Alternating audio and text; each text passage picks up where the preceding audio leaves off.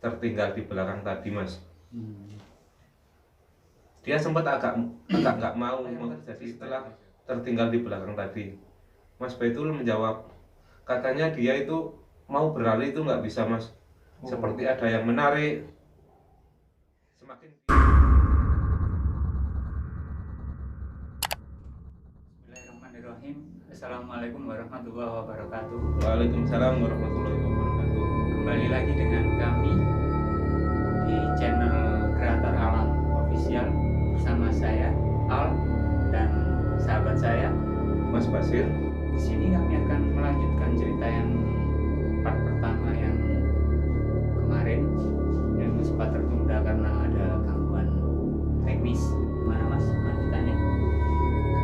Oke mas, sebelum saya melanjutkan cerita saya kemarin, sebelumnya saya ucapkan terima kasih kepada para pendengar setia Kreator Alam. Dan dari cerita saya yang kemarin bukan bermaksud saya menggiring opini para pendengar setia Kreator Alam, terlebih kepada kita, tapi saya mengajak untuk lebih mendekatkan diri kepada Sang Pencipta. Sebelum dilanjut mas, jangan lupa like, share, subscribe, komen, dan aktifkan tanda lonceng di atas. Gimana mas? Oke mas, lanjut ya. Ya. Setelah kejadian itu mas ya, Mas Baitulan datang.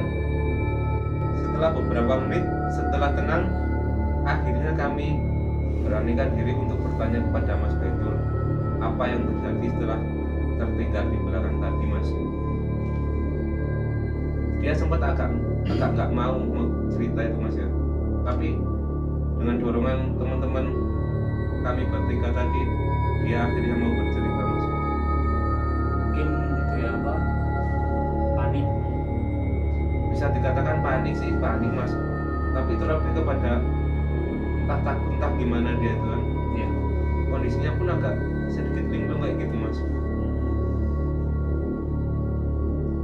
Terus akhirnya temen saya yang namanya Mas Satram tadi tanya kan, katanya dia itu mau berlari itu nggak bisa mas, seperti ada yang menarik. Semakin dia kencang berlari, semakin dia agak nggak bisa gitu mas ya. Terus entah makhluk apa itu mas ya, katanya kan sempat dia dulu didorong sampai tercebur ke parit yang di pinggir sawah tadi mas. Dan akhirnya setelah beberapa lama di situ dia naik ke sebuah apa namanya itu, jalan ataupun tempat kami itu namanya gampengan mas. Naik di situ, yang nggak disangka-sangka itu tiba-tiba dia itu melihat sosok pas di depan wajah dia itu mas,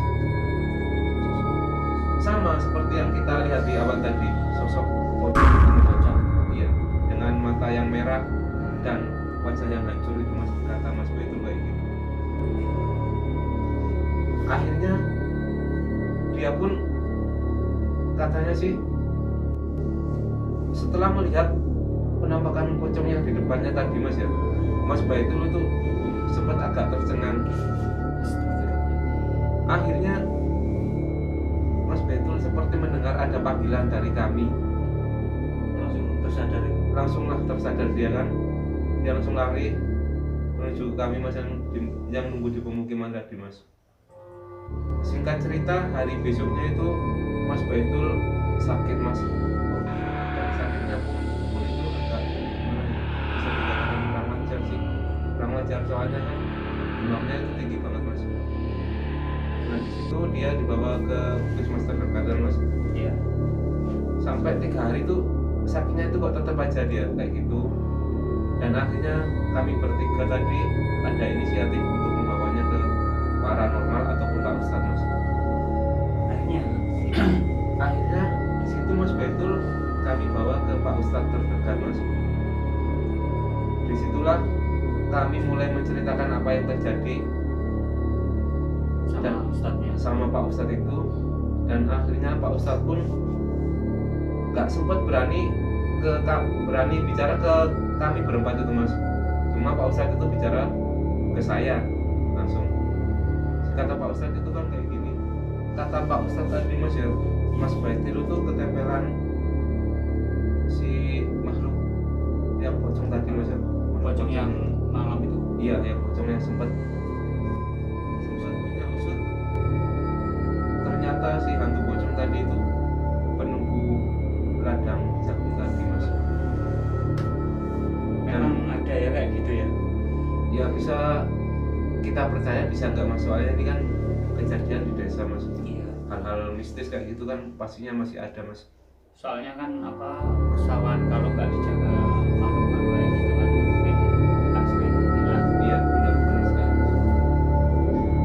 Terus kami tanya kepada Pak Ustadz itu dan Mas, gimana caranya agar bisa masuk, agar Mas Baitul bisa cepat sembuh lah, katakanlah kayak gitu kan. Pak Ustadz itu menjawab, si Mas Baitul dan kami bertiga tadi Mas ya, itu harus minta maaf kepada sang pemilik lahan itu Mas. Langsung ke sana. Apa Bapak Itu kalau nggak salah kami itu nunggu besok harinya Mas, soalnya kan kami ke Pak Ustadz itu kan malam hari, besoknya kami langsung menuju ke yang punya kebun itu Mas. Dan setelah kami meminta maaf pada pemilik ladang tadi Mas ya, alhamdulillah lah Mas Baitul itu sembuh Mas.